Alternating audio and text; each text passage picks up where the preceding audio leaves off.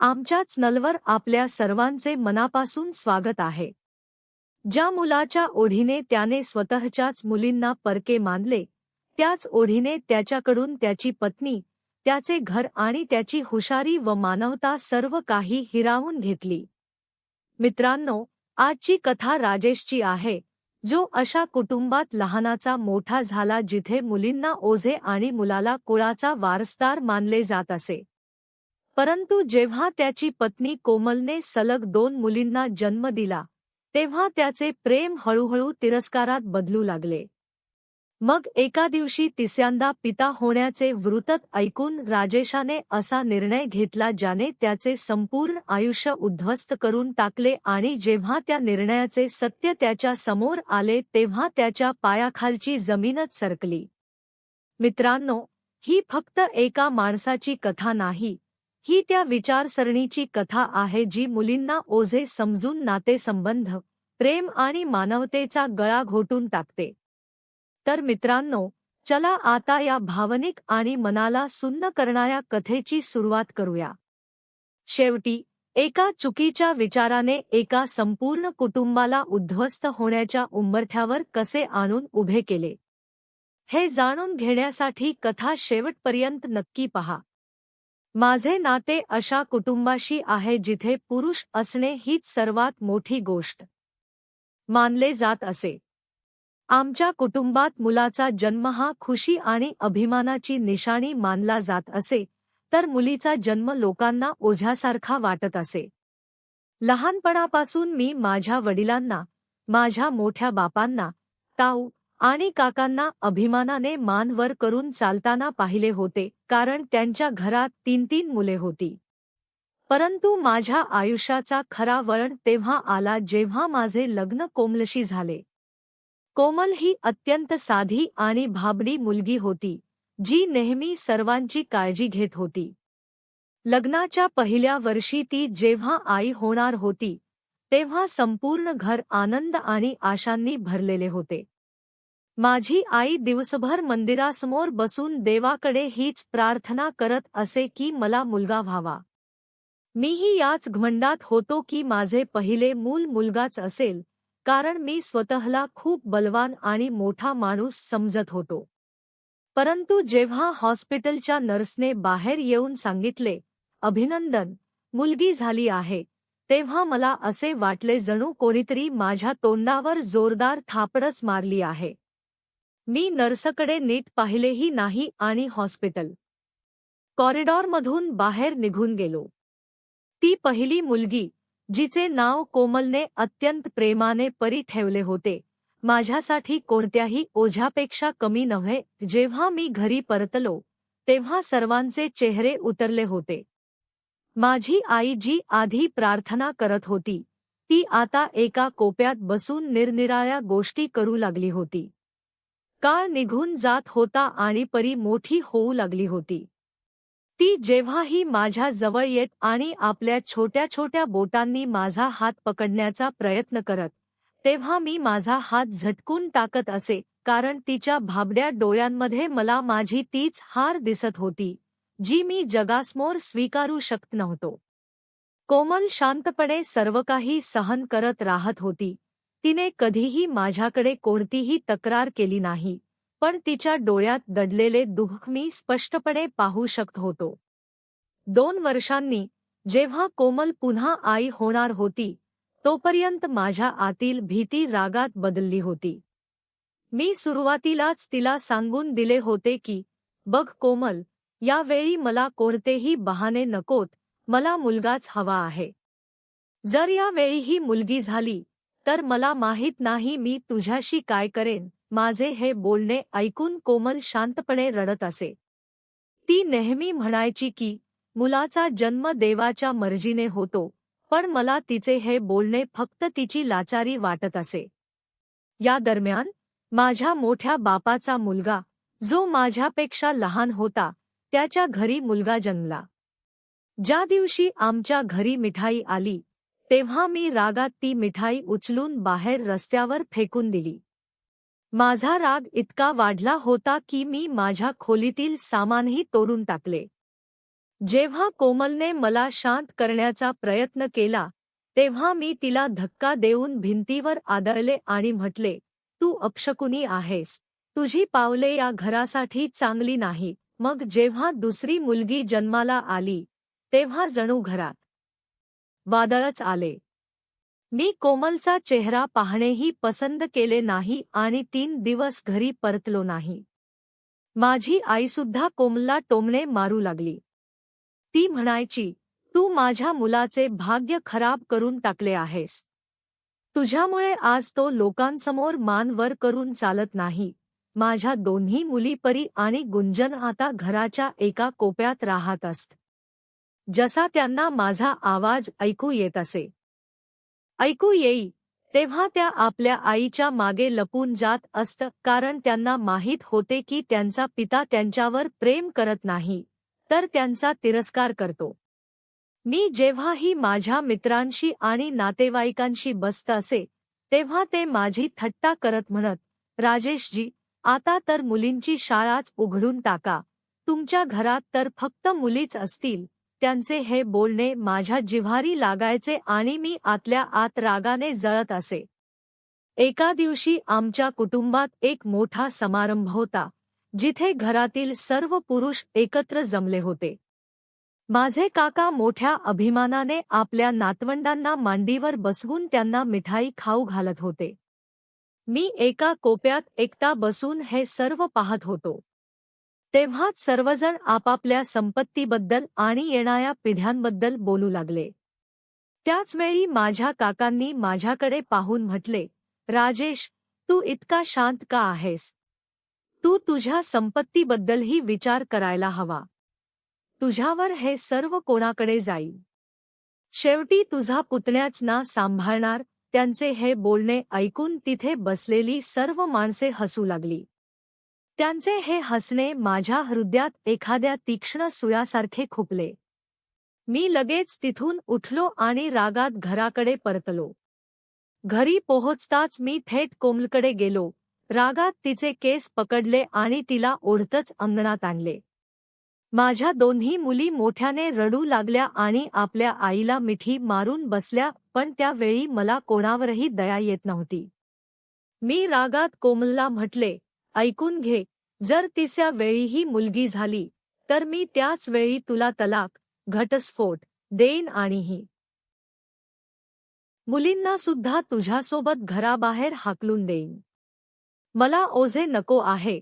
मला असा वारसदार हवा आहे जो माझे नाव पुढे चालवेल. कोमल जमिनीवर बसून रडत होती आणि परी आपल्या छोट्या हातांनी तिचे डोळ्यातले अश्रू पुसत होती. पण त्यावेळी मला माझ्या मुलींवर मुळीच प्रेम आले नाही. मला वाटत होते की याच माझ्या आयुष्यातील सर्वात मोठ्या पराभवाची कारणे आहेत. हळूहळू काळ निघून जात गेला आणि मी मानसिकदृष्ट्या तुटत गेलो. मी घरात हसणे बोलणे जवळपास बंद केले होते. मी फक्त कामावर जात असे आणि परत येऊन चुपचाप बिछाण्यावर झोपी जात असे. जेव्हा कोमल माझ्यासाठी जेवण घेऊन येत असे तेव्हा मी रागात ताटसुद्धा पालथी पाडत असे आणि म्हणत असे, मला जेवण्याचा अधिकार तेव्हाच मिळेल जेव्हा तू मला मुलगा देशील. कोमलची अवस्था अशी झाली होती की ती प्रत्येक छोट्या गोष्टीने घाबरू लागली होती. ती सर्व वेळ पूजा आणि प्रार्थनेत मग्न राहत असे. रडून देवाकडे मुलाचे वरदान मागत होती आणि वेगवेगळ्या ठिकाणी जाऊन मन्नत मागितली, जेणेकरून कदाचित यावेळी मुलगा होईल. परंतु माझ्या आतील अहंकार आणि राग आता इत वाढला होता की मला फक्त माझा हट्ट आणि माझी जिद्द दिसत होती. याच ताणतणाव आणि अडचणींच्या काळात अजून 1 वर्ष निघून गेले आणि नंतर कोमलने मला सांगितले की ती तिसऱ्यांदा आई होणार आहे. ही बातमी ऐकून मला आनंद झाला नाही, उलट माझ्या मनात अशी भीती निर्माण झाली जी मी यापूर्वी कधीही अनुभवली नव्हती. मी कोमलच्या डोळ्यात पाहिले आणि अतिशय शांत आवाजात म्हटले, कोमल, लक्षात ठेव, ही तुझी शेवटची संधी आहे. जर यावेळी ही मुलगी झाली तर तुझ्या उद्ध्वस्त होण्यास तू स्वतः जबाबदार असशील. कोमलने माझ्या बोलण्याला कोणतेही उत्तर दिले नाही. ती चुपचाप स्वयंपाकघरात निघून गेली, पण मी पाहिले की तिचे हात भीतीने कापत होते. इथूनच माझ्या आयुष्याचा तो भयानक प्रवास सुरू झाला, ज्याची मंजिल फक्त बर्बादी होती. मी कोमलवर नजर ठेवू लागलो, ती काय खाते, कुठे जाते आणि कोणाशी बोलते. मी प्रत्येक गोष्टीवर लक्ष देऊ लागलो. मी तिला कोणत्याही लग्नकार्यात किंवा समारंभात जाण्यास मनाई केली, जेणेकरून कोणाची तिच्यावर नजर पडू नये. आता नातेवाईक आणि शेजारच्या स्त्रियांचे आमच्या घरी येणे-जाणेही वाढले होते. त्या कोमलला निरनिराळ्या सल्ले देत असत. कोणी म्हणे एखाद्या बाबांकडे जा, कोणी म्हणे विशेष पूजा करा, तर कोणी वेगवेगळ्या वस्तू खाण्याचा सल्ला देत असे. माझ्या आईने तर घरात ताईतांचा तावीज ढीग लावला होता. दररोज कोमलला नवीन ताईत घातला जात असे किंवा काहीतरी पाजले जात असे. कोमल एका यंत्रासारखे सर्व काही करत चालली होती, कारण तिला कोणत्याही परिस्थितीत आपला संसार मोडण्यापासून वाचवायचा होता. पण मला माहीत होते की माझ्या आतील राग आता अशा टोकाला पोहोचला होता जिथून मागे फिरे अवघड होते. दररोज रात्री मला त्या गोष्टी आठवत, ज्या लोकांनी माझी चेष्टा करताना मला सुनावल्या होत्या. मी भीती आणि अस्वस्थतेने घामाघूम होऊन जागा होत असे. जेव्हा कोमल मला सावरण्यासाठी माझ्या खांद्यावर हात ठेवत असे, तेव्हा मी तिचा हात झटकून टाकत असे आणि म्हणत असे, माझ्यापासून दूर राहा. जोपर्यंत तू मला मुलगा देत नाहीस, तोपर्यंत तू माझी पत्नी नाहीस, फक्त एक ओझे आहेस. वेळेनुसार माझ्यावरचा ताण आणखीनच वाढत चालला होता. फक्त माझे कुटुंबच नाही, तर संपूर्ण गाव आणि नातेवाईक जणू माझ्या आयुष्यावर नजर ठेवून बसले होते. मी जेव्हाही घराबाहेर निघत असे, तेव्हा लोकांच्या डोळ्यात मला टोमणे आणि उपहास दिसत असत. एका दिवशी मी गावच्या चौकात बसलो असताना माझा बालपणीचा मित्र मोहन माझ्या जवळ येऊन बसला. त्याने हसत माझ्या खांद्यावर हात ठेवून म्हटले, काय मग राजेशजी, ऐकले आहे यावेळी पुन्हा तयारी सुरू आहे. बघ रे भावा, यावेळी कोणतीही चूक होऊ नये, नाहीतर लोक तर आधीच म्हणू लागले आहेत की तुझ्या नशिबात फक्त मुलीच लिहिल्या आहेत. मी रागाने दात खात त्याचा हात झटकून टाकला आणि तिथून उठून निघालो, पण त्याचे हसणे बऱ्याच वेळपर्यंत माझ्या कानात गुंजत राहिले. संध्याकाळी जेव्हा मी घरी पोहोचलो, तेव्हा पाहिले की मोठे पप्पा आमच्या घरी आले होते. मला पाहताच त्यांनी म्हटले, राजेश, इथे ये बेटा, मी तुझ्यासाठी एका बाबांशी बोललो आहे. ते खूप लांब राहतात, पण त्यांची प्रार्थना कधीही रिकामी जात नाही. तू कोमलला घेऊन तिथे जा. शेवटी आपण किती काळ फक्त मुलींच्या भरवशावर बसून राहणार.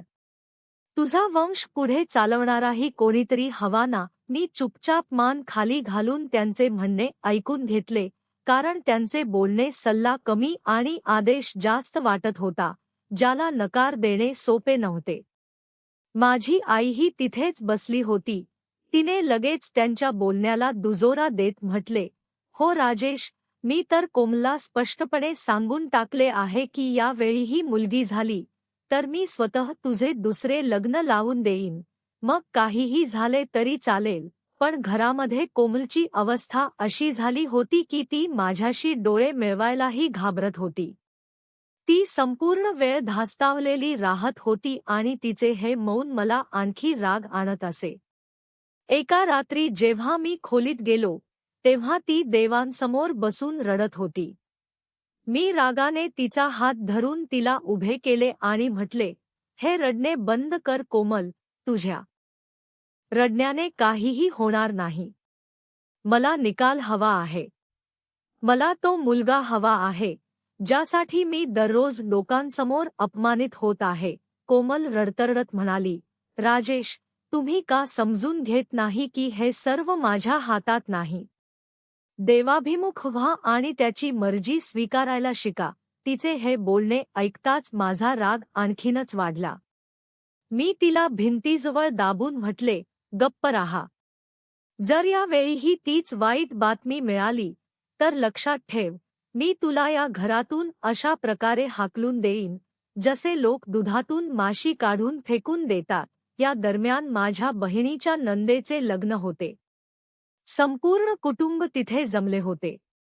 मी माझ्या पत्नी आणि मुलींसह तिथे पोहोचलो होतो, पण मला असे वाटत होते जणू मी एखाद्या न्यायालयात उभा आहे.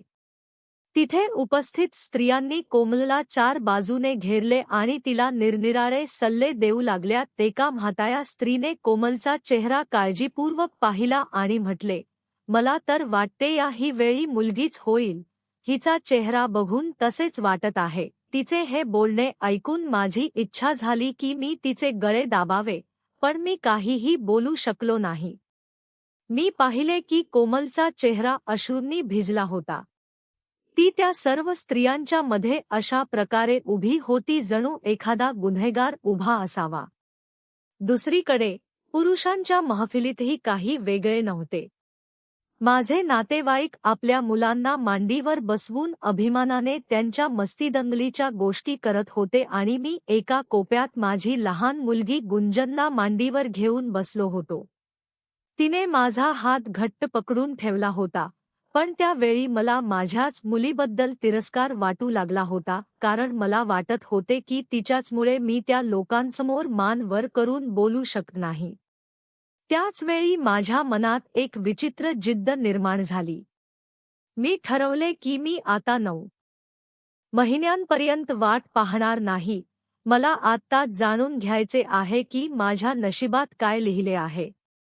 मी कोमलला म्हटले की आपण शहरात जाऊ आणि तपासणी करून घेऊ. हे ऐकताच कोमल भीतीने कापू लागली. तिने हात जोडून म्हटले, राजेश, असे करू नका, हे चुकीचे आहे. डॉक्टर सुद्धा मनाई करतात आणि यावर देवही नाराज होईल. आपण संयम ठेवला पाहिजे. पण मी तिचे ऐकले नाही. मी तिला धमकी दिली की जर ती माझ्यासोबत आली नाही तर मी त्याच दिवशी तिला तलाक, घटस्फोट देईन. बिचारी कोमल माझ्या पाया पडली आणि रडतरडत मला विनंती करू लागली की असे करू नका, पण त्यावेळी माझ्या डोक्यात फक्त माझा अहंकार आणि माझी जिद्द स्वार होती. मी जबरदस्तीने तिला तयार केले आणि म्हटले की उद्या सकाळी आपण शहराच्या त्या क्लिनिकमध्ये जाऊ ज्याबद्दल माझ्या मित्राने सांगितले होते. संपूर्ण रात्र कोमल खोलीच्या एका कोपऱ्यात बसून रडत राहिली आणि मी बिछाण्यावर पडून छताकडे पाहत राहिलो. माझ्या मनात वारंवार हाच विचार येत होता की जर डॉक्टर म्हणाले की मुलगा आहे, तर माझ्या आयुष्यातील सर्व अपमान एका क्षणात संपून जाईल. मी संपूर्ण गावात मिठाई वाटेन, माझ्या मोठ्या पप्प्यांसमोर अभिमानाने मान वर करून चालेन आणि कोमलला त्या सर्व खुशा देईन ज्या मी तिच्याकडून हिरावून घेतल्या होत्या. पण माझ्या मनाच्या एका कोपऱ्यात ही भीतीही दडलेली होती की जर यावेळी ही मुलगी झाली तर काय होईल. मी ती भीती माझ्या रागाच्या खाली दाबून ठेवली आणि सकाळ होण्याची वाट पाहत राहिलो.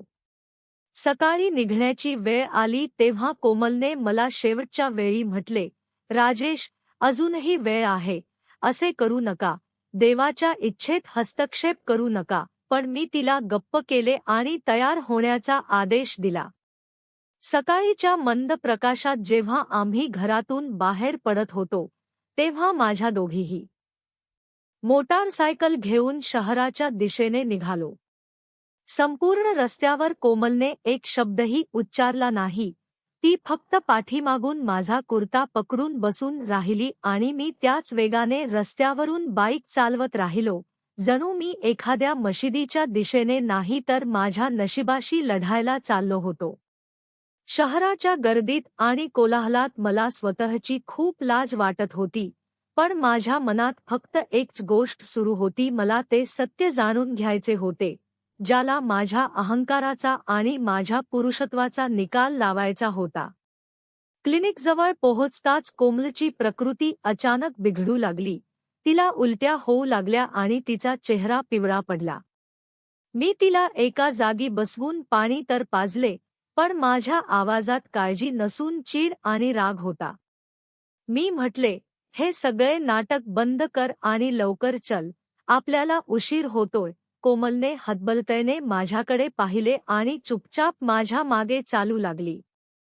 क्लिनिकच्या दारापर्यंत पोहोचता पोहोचता माझी पावले एका क्षणासाठी थबकली, पण त्याच वेळी मला मोठ्या पप्प्यांचे टोमणे आठवले आणि मी दार उघडले. आतील वातावरण खूपच विचित्र आणि भयाण होते. काही स्त्रिया चेहरे झाकून बसून आपली बारी येण्याची वाट पाहत होत्या. प्रत्येक चेहऱ्यावर भीती आणि आशा दोन्ही स्पष्टपणे दिसत होते, अगदी कोमलच्या चेहऱ्यासारखेच. मी जाऊन नाव नोंदवले आणि कोमलला बसण्यास सांगितले. आता फक्त काहीच मिनिटे बाकी होती आणि ते सत्य माझ्यासमोर येणार होते, ज्यासाठी मी माझ्या पत्नी आणि मुलांचा आनंदही दाव्यावर लावला होता. थोड्या वेळाने आमची बारी आली. जेव्हा आम्ही खोलीच्या आत पोहोचलो, तेव्हा तिथले वातावरण पाहून माझ्या हृदयाचे ठोके वाढले. एका छोट्याशा खोलीत डॉक्टर बसले होते, ज्यांच्या चेहऱ्यावर कोणतेही भाव नव्हते. मीही कोमलसोबत आत गेलो, कारण पतीला सोबत जाण्याची परवानगी होती. डॉक्टरांनी कोमलला एका जुन्या बेडवर झोपण्यास सांगितले. जशी कोमल झोपली, तिचे संपूर्ण शरीर भीतीने कापत होते. डॉक्टरांनी तिच्या पोटवर थंड जेल लावले आणि मशीनच्या स्क्रीनकडे पाहू लागले. तो काळ माझ्यासाठी जणू आयुष्य आणि मृत्यूमधील काळ होता. मी वारंवार डॉक्टरांचा चेहरा वाचण्याचा प्रयत्न करत होतो. कदाचित ते हसतील, कदाचित ते म्हणतील, अभिनंदन, मुलगा झाला आहे. परंतु डॉक्टरांच्या चेहऱ्यावर चिंता दिसू लागली. त्यांनी कित्येक वेळा मशीन इकडे तिकडे फिरवले, नंतर एक दीर्घ श्वास घेतला आणि माझ्याकडे पाहिले. यानंतर त्यांनी कोमलला म्हटले, तुम्ही बाहेर जा, मला तुमच्या पतीशी बोलायचे आहे. हे ऐकताच कोमलच्या पायाखालची जमीन सरकली. ती रडतरडत बाहेर निघून गेली आणि मी डॉक्टरांसमोर उभा राहिलो. डॉक्टरांनी मंद पण स्पष्ट आवाजात म्हटले, पहा, मी जे पाहत आहे ते कदाचित तुमच्यासाठी आनंदाची बातमी नाही. तपासणीनुसार यावेळीही तुमच्या घरी मुलगीच येणार आहे. हे ऐकून मला असे वाटले जणू माझ्या कानात जोरदार धमाका झाला आहे. असे जाणवले की मी एखाद्या खोल अंधाया विहिरीत पडत आहे. मी घाबरून डॉक्टरांना म्हटले, नाही, तुम्ही पुन्हा एकदा पहा, असे होऊ शकत नाही. मी इतक्या मन्ने मागितल्या आहेत, इतके ताईत घेतले आहे. डॉक्टरांनी दमलेल्या सुरात उत्तर दिले, ताईत आणि मन्ने निसर्गाचा निर्णय बदलू शकत नाहीत. सत्य हेच आहे की मुलगीच होणार आहे. मी जेव्हा क्लिनिकमधून बाहेर पडलो, तेव्हा माझे डोके पूर्णपणे सुन्न झाले होते. कोमल बाहेर बेंचवर बसून माझी वाट पाहत होती. तिने माझा चेहरा पाहताच सर्व काही समजून घेतले. ती तिथेच जमिनीवर बसून मोठ्याने रडू लागली. त्या क्षणी मला इच्छा झाली की मी तिला तिथेच सोडून कुठेतरी खूप दूर निघून जावे, पण मी तिला पकडून उभे केले आणि फक्त एवढेच म्हटले, घरी चल, आता तुझा निर्णय तिथेच होईल. परतण्याचा तो प्रवास माझ्यासाठी कोणत्याही नरकापेक्षा कमी नव्हता.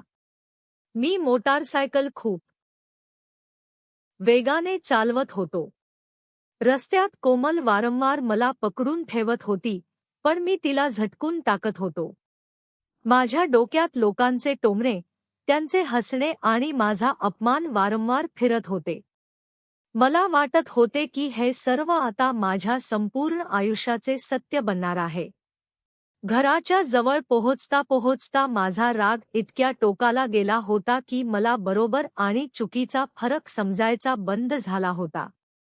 मी मनाशी ठरवले होते की आज या कथेचा काही ना काही अंत होईलच, मग काहीही झाले तरी चालेल. घरी पोहोचताच मी रागात मोटारसायकल अंगणाच्या मधोमध फेकून दिली आणि कोमलचा हात पकडून तिला ओढत एका खोलीत घेऊन गेलो. माझी आई आणि माझ्या दोन्ही मुली अंगणात उभा राहून हे सर्व पाहत होत्या, पण माझ्या चेहऱ्यावर असा राग होता की कोणाचीही मला अडवण्याची हिंमत झाली नाही. मी कोमलला खोलीच्या आत धक्का देऊन पाडले आणि दार बंद केले. मग मी तिच्यावर ओरडू लागलो, तुझी हिंमत कशी झाली मला पुन्हा तीच वाईट बातमी देण्याची. कोमल जमिनीवर बसून आपल्या पोटाला दोन्ही हातांनी वाचवत रडतरडत म्हणत होती, राजेश, देवापासून भीड. यात माझी कोणतीही चूक नाही, हे सर्व वरच्याची मर्जी आहे. पण तिचे बोलणे ऐकून माझा राग आणखीनच वाढला. रागात मी तिला जोरात लाथ मारली. कोमलने वेदनेने अशी किंचाळी फोडली जी कदाचित भिंतींनी यापूर्वी कधीही ऐकली नसेल. ती तडपून जमिनीवर पडली, आपले शरीर वेदनेने कुडकुडत आकुंचन पावले. तिच्या तोंडातून फक्त हे भगवान एवढेच निघाले आणि मग ती बेशुद्ध पडली. मी पाहिले की कोमलच्या पांढ्या ओढणीवर वेगाने रक्ताचे डाग पसरत आहेत. ते दृश्य पाहून माझे हातपाय सुन्न झाले. माझा सारा राग एकाच क्षणात नाहीसा झाला आणि त्याची जागा भीतीने घेतली. मी घाबरून तिला हलवू लागलो आणि वारंवार म्हणू लागला, कोमल उठ, डोळे उघड. पण ती पूर्णपणे शांत पडली होती. तिचे शरीर जणू पूर्णपणे निर्जीव झाले होते. मी घाबरून खोलीच्या बाहेर पळालो आणि मोठ्याने ओरडलो, बा, लवकर या, कोमलला काय झाले आहे. माझी आई आणि भाऊ धावतच आत आले. कोमलची अवस्था पाहून माझ्या आईच्या पायाखालची जमीन सरकली.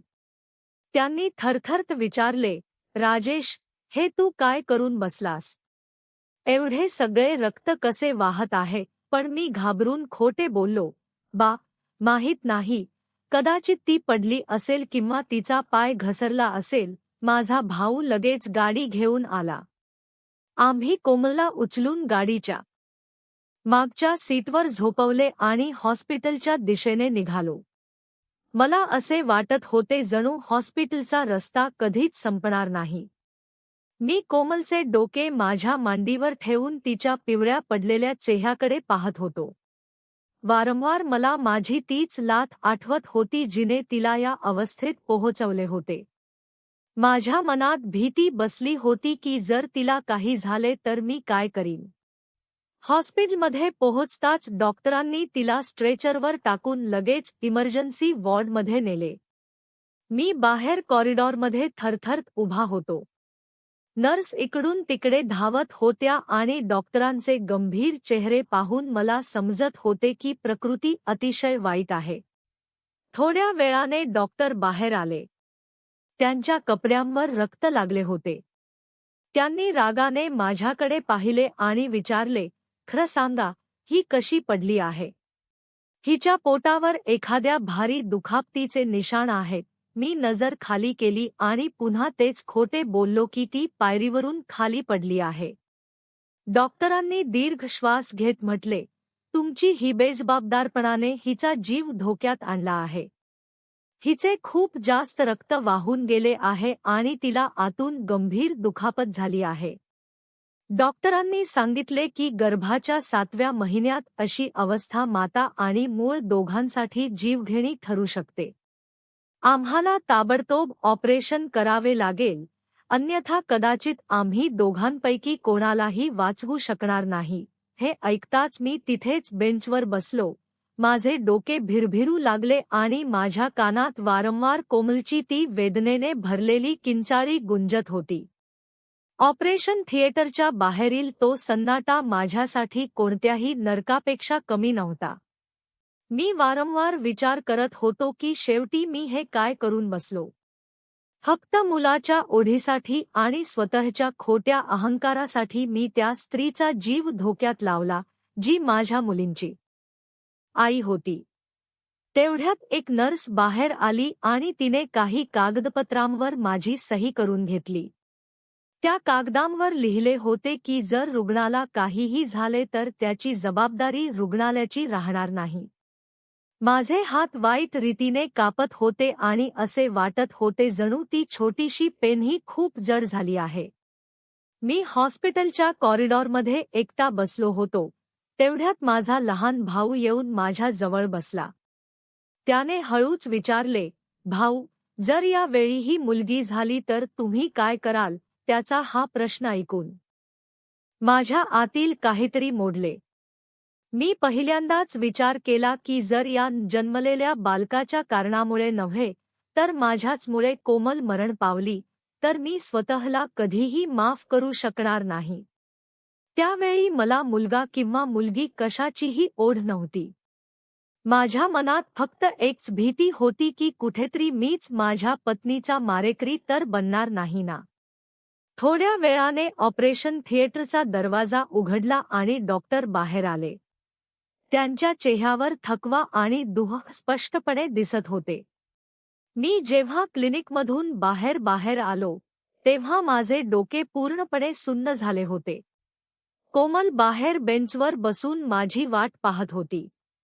तिने माझा चेहरा पाहताच सर्व काही समजून घेतले. ती तिथेच जमिनीवर बसून मोठ्याने रडू लागली. त्या क्षणी मला इच्छा झाली की मी तिला तिथेच सोडून कुठेतरी खूप दूर निघून जावे, पण मी तिला पकडून उभे केले आणि फक्त एवढेच म्हटले, घरी चल, आता तुझा निर्णय तिथेच होईल.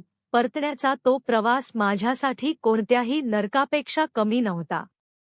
मी मोटारसायकल खूप वेगाने चालवत घरी येत होतो. रस्त्यात कोमल वारंवार मला पकडून ठेवत होती, पण मी तिला झटकून टाकत असे. माझ्या डोक्यात लोकांचे टोमणे, त्यांचे हसणे आणि माझा अपमान वारंवार फिरत होते. मला वाटत होते की हे सर्व आता माझ्या संपूर्ण आयुष्याचे सत्य बनणार आहे. घराच्या जवळ पोहोचता माझा राग इतक्या टोकाला गेला होता की मला बरोबर आणि चुकीचा फरक समजायचा बंद झाला होता. मी मनाशी ठरवले होते की आज या कथेचा काही ना काही अंत होईलच, मग काहीही झाले तरी चालेल. घरी पोहोचताच मी रागात मोटारसायकल अंगणाच्या मधोमध फेकून दिली आणि कोमलचा हात पकडून तिला ओढत एका खोलीत घेऊन गेलो. माझी आई आणि माझ्या दोन्ही मुली अंगणात उभा राहून हे सर्व पाहत होत्या, पण माझ्या चेहऱ्यावर असा राग होता की कोणाचीही मला अडवण्याची हिंमत झाली नाही. मी कोमलला खोलीच्या आत धक्का देऊन पाडले आणि दार बंद केले. मग मी तिच्यावर ओरडू लागलो, तुझी हिंमत कशी झाली मला पुन्हा तीच बातमी देण्याची. कोमल जमिनीवर बसून आपल्या पोटाला दोन्ही हातांनी वाचवत रडतरडत म्हणत होती, राजेश, देवापासून भीड. यात माझी कोणतीही चूक नाही, हे सर्व वरच्याची मर्जी आहे.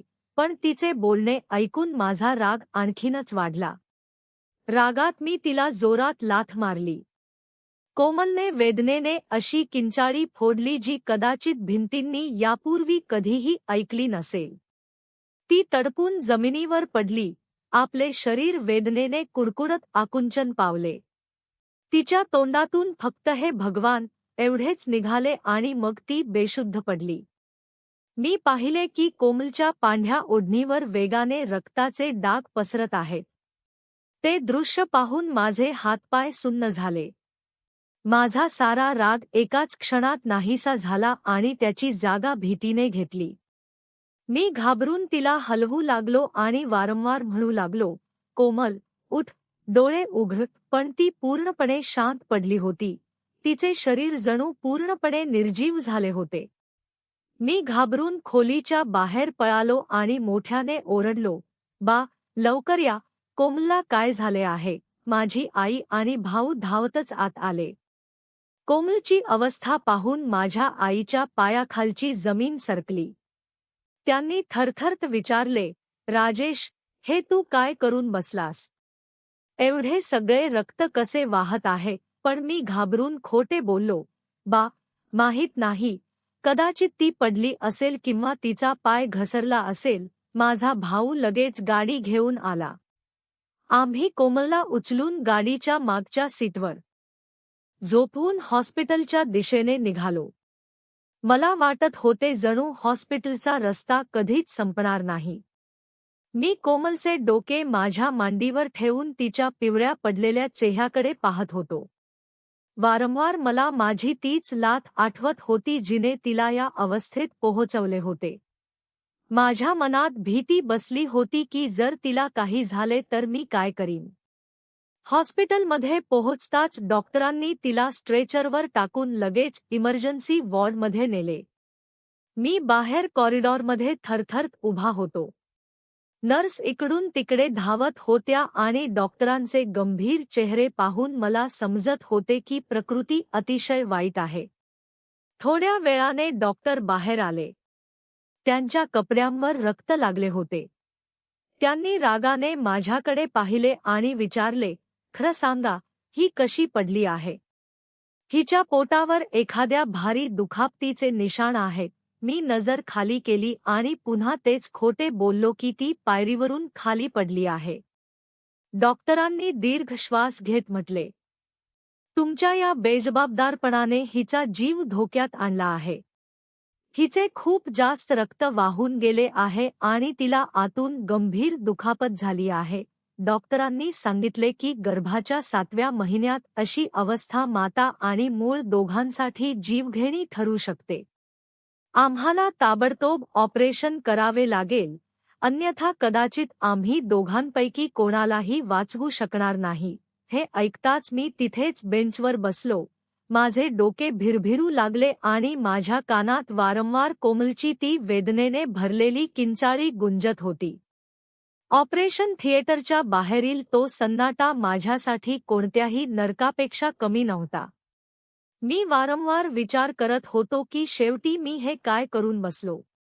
फक्त मुलाच्या ओढीसाठी आणि स्वतःच्या खोट्या अहंकारासाठी मी त्या स्त्रीचा जीव धोक्यात लावली, जी माझ्या मुलींची आई होती. तेवढ्यात एक नर्स बाहेर आली आणि तिने काही कागदपत्रांवर माझी सही करून घेतली. त्या कागदांवर लिहिले होते की जर रुग्णाला काहीही झाले तर त्याची जबाबदारी रुग्णालयाची राहणार नाही. माझे हात वाईट रीतीने कापत होते आणि असे वाटत होते जणू ती छोटीशी पेनही खूप जड झाली आहे. मी हॉस्पिटलच्या कॉरिडॉरमध्ये एकटा बसलो होतो. तेवढ्यात माझा लहान भाऊ येऊन माझ्या जवळ बसला. त्याने हळूच विचारले, "भाऊ, जर या वेळी ही मुलगी झाली तर तुम्ही काय कराल?" त्याचा हा प्रश्न ऐकून माझ्या आतील काहीतरी मोडले. मी पहिल्यांदाच विचार केला की जर या जन्मलेल्या बालकाच्या कारणामुळे नव्हे तर माझ्याचमुळे कोमल मरण पावली तर मी स्वतःला कधीही माफ करू शकणार नाही. त्यावेळी मला मुलगा किंवा मुलगी कशाचीही ओढ नव्हती. माझ्या मनात फक्त एकच भीती होती की कुठेतरी मीच माझ्या पत्नीचा मारेकरी तर बनणार नाही ना. थोड्या वेळाने ऑपरेशन थिएटरचा दरवाजा उघडला आणि डॉक्टर बाहेर आले. त्यांच्या चेहऱ्यावर थकवा आणि दुःख स्पष्टपणे दिसत होते. तुम्हाला ही कथा आवडली असेल तर व्हिडिओ लाईक करा आणि चॅनलवर नवीन असाल तर चॅनलला नक्की सबस्क्राईब करा.